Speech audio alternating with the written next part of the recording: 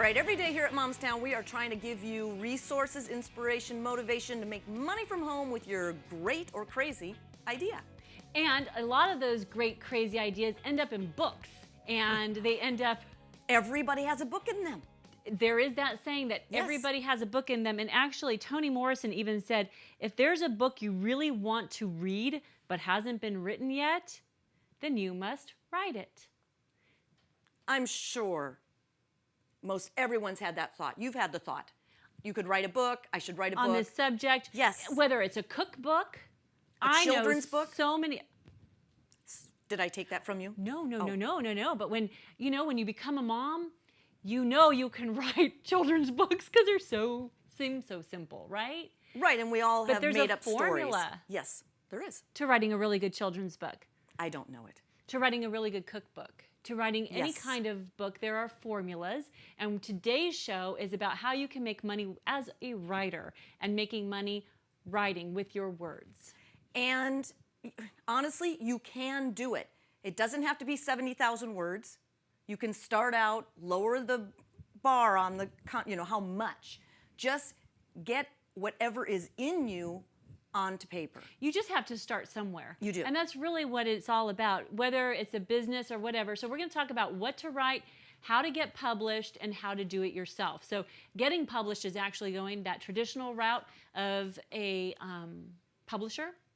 Yes. You know, the Hyperions, the Simon & Schusters of the world. Yeah, go show our... Okay. We can show our 2 books. This is just to validate the fact that we can actually talk about the subject because we've been published by 2 different publishers. This one, The Momstown Guide to Getting It All, A Life Makeover for Stay-at-Home Moms, was published by Hyperion. And then this one by Free Press, the Simon & Schuster, it's all about you, live the life you crave. So these 2 books we wrote together and got published. Right. And Not the only way to write a book. No, not at all. We're going to share with you the new publishing industry reality. Because I think it's exciting. it is very exciting. Because you've self-published a book. Tell them about your book. Go with your gut, how to make simple and critical decisions. So it's a decision-making book, and I've self-published it in 2004. I did a reprint in 2009. And finishing up a workbook on it as well. Just all self-published. I don't buy a zillion copies, but we'll get more into self-publishing in a minute.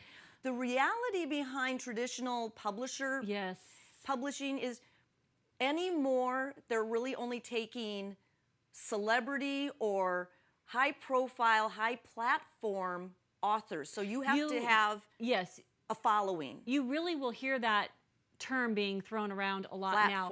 If you are submitting, if you're submitting book proposals, everybody wants to know what your platform is. And basically, what does that mean? It means how many people are going to, can you reach? Right. In your own database. Now, we've done shows on building a newsletter database because that's your gold. Well, every publisher wants to know what your gold is. They want to know what your reach is. Who's going to buy your book? And why would they buy your book? And how many of those people do you have to buy your book? Right. So if you have a Facebook fan page and you have 50,000 people or 100,000 people following you on your fan page, you're more likely to be able to capture the attention of an agent or a publisher. And if you get even bigger numbers, they're going to find you. That guy that wrote the book, Things My Dad Says, anyway, he was found on Twitter because it was just, I don't know if it was shocking, it was funny, it was all this kind of content that his dad would say. He got a book deal, and then that turned into a TV show. Reality stars get their book deals, athletes. Which I'm so tired of. I am so tired of. I don't get reality TV. I don't get why. I mean, I don't even watch it. Why am I going to spend money to read a book about it? They have platforms, they have TV shows.